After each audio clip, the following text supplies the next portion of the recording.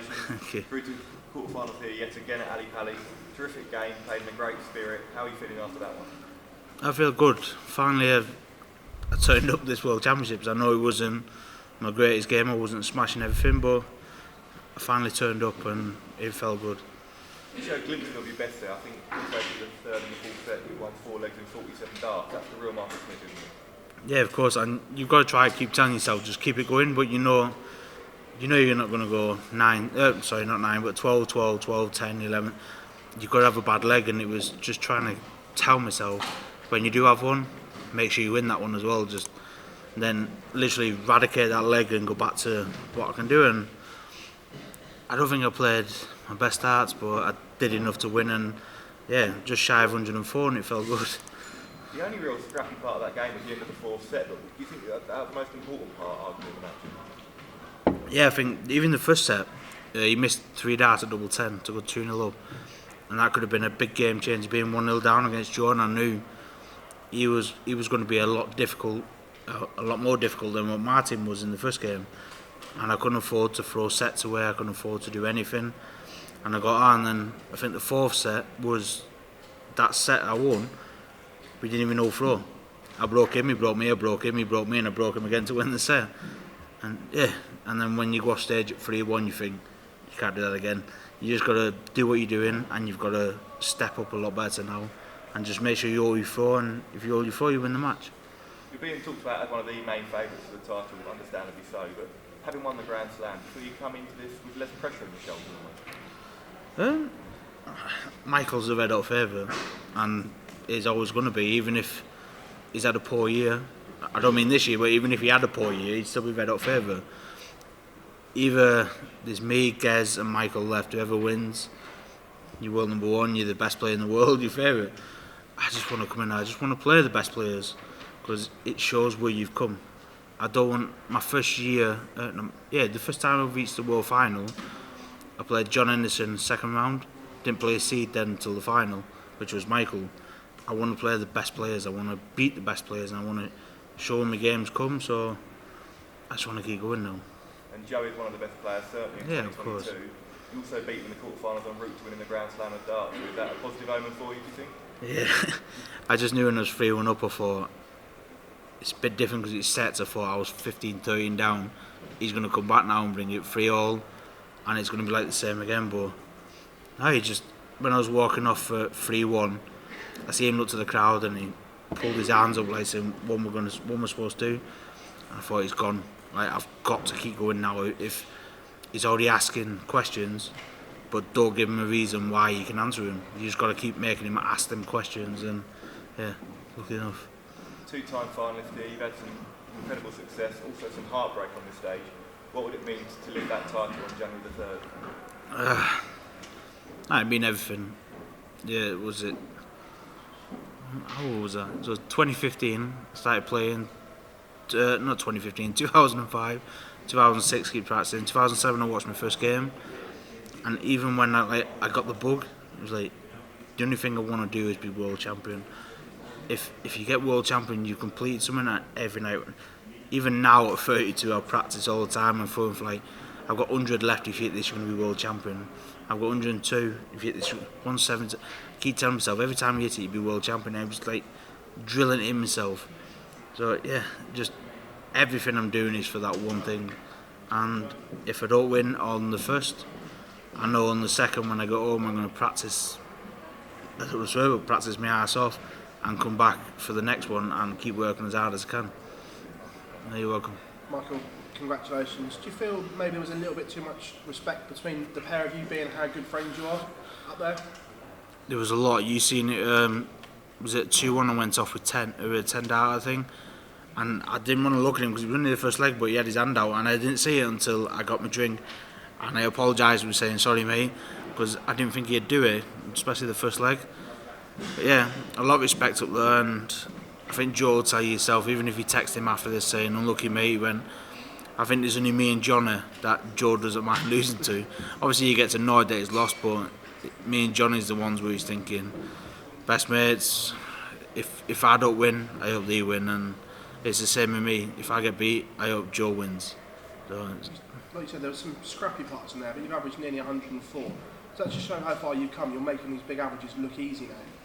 Yeah, first 2 games I was scrapping and not doing what I should, but that one though we was both nervous, and you could see in both our games we was hitting the correct scores at the right time, but I just think I hit it once or twice more on the leg than apart from him. But it's the world champs, Phil. You've got to do it, and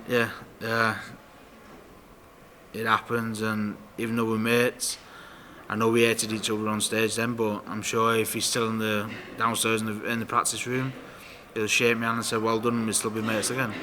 Michael put down a real statement the other day. Was it important for someone else to put down a marker as well, just to remind him that he's not going to have it all his own way? I've been thinking about this question because I've always been thinking about a statement. I don't think there's no statement, because as a dart player or as a football player or whatever, you can't go into it before the game starts. You can't. I'm going to score an hat-trick. I'm going to hit 110 plus. It doesn't happen. If you don't get the right pass or you don't get the right throw, it doesn't. It's not a marker. You played well. But then he got a bit of a scare when he didn't go for the bull, meant to check the 1610. And I went up early in the practice room thinking, I'll be on shortly. And when he checked, I was sat there for an hour and 20 minutes. Because it was 2-0 up before, I'll be on in about 15-20 minutes. But there's no such thing as markers. There's no such thing as, I've done this, I've done that. You've had a really good game. You can't predict if you're going to hit a treble 20 or a double. It just happens. Michael, pleasure as always, mate. Well done. Cheers, Paul. Michael, in terms of averages, you're the only person that's got close to Michael van Gerwen. Do you believe you're the only man that can stop him this year? Of course not. I think you did an interview with Gezi yesterday. He's still in the C game. Gezi can still hit everything. I know what Johnny Clayton's going under the radar.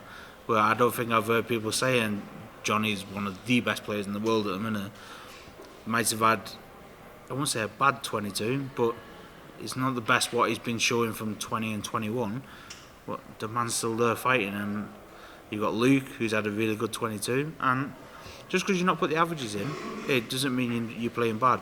Michael's, I just said in the last minute, Michael's had an exceptional game, and yeah, it doesn't. He did that in the last 16 or last 32, whatever it was.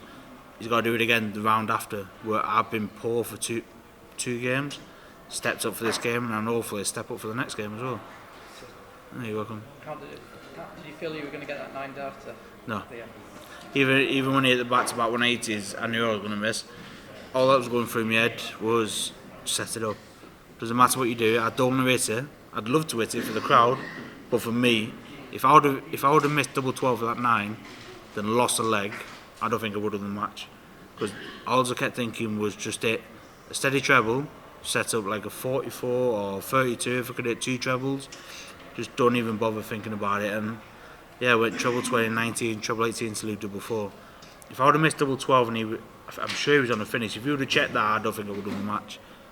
You reckon it would have affected you? Sorry? It would have affected you? Yeah, what was it? Plays champs, COVID in Milton Keynes? Coventry. Was it Coventry? When I missed double 12 against Peter after being 6-3 up. Yeah, I think it was the quarters, and I missed double 12 for the 9, and he checked out 1-2-1 to make it 6-5. My head had gone. He's flying, and yeah, I lost the match 10-7. I was just thinking about, everyone wants to do perfect leg, but I was just thinking about set up a double and clean the match out. A 9 dart is nice, but you only win one leg. The match winning double is the best one. You did really well on the deciding legs in that match. I don't think Cullen had a shot at a double. And was it just? Do you think you're getting stronger in those situations? Yeah, I think 3-4 times I kicked off with 180 when it was 2-all or 2-1, and that's what Martin did me in the second round. First set 2-all, he kicks off, he's on for a 9, and then 1-all, 2-all, 1-all in sets, 2-all in legs. He goes 180, 140, and that's what you got to do. You got to kill people, and luckily enough, I did just enough today for all my nerve when he had to. And last one, how has the last month or so been doing press conferences where people don't ask you, are you going to win a major? Oh, it's amazing. The only one I didn't like was the Players Champs. But I didn't throw a dart for 5-6 days. Got there and got beat off at House. It was a perfect time to play me. My emotions were everywhere. I've just won my first major. Not throwing a dart to practice, but I went there full of beans and got beat. So it was weird the way it was, but then I come off of that, and then I think I had 16 days to practice, 17 days to practice, and get my game where it was to where it is now. And yeah, it felt different, but it felt good at the same time. Because everyone predicted once you did it, it would release a weight of pressure. And can you say now it actually has? I don't know, unless I make another final. That's the thing. Every time I lost in a final, my main aim was to get back to another and get another chance. Where now you're thinking, well, I've won one, get to another final and win another. But I just want it. For me, it's about winning games. And I knew losing the 8 finals in a row, I wanted the 9th time to come get a chance, maybe the 10th time, but the 9th time I won it. Now the next one is about concentrating on winning the matches. I know your interviews change, like you just said, you can't ask them questions, but it's still about winning, it's still about making the finals, it's about winning. Now it's about winning my second and mine my first. So it's a bit different.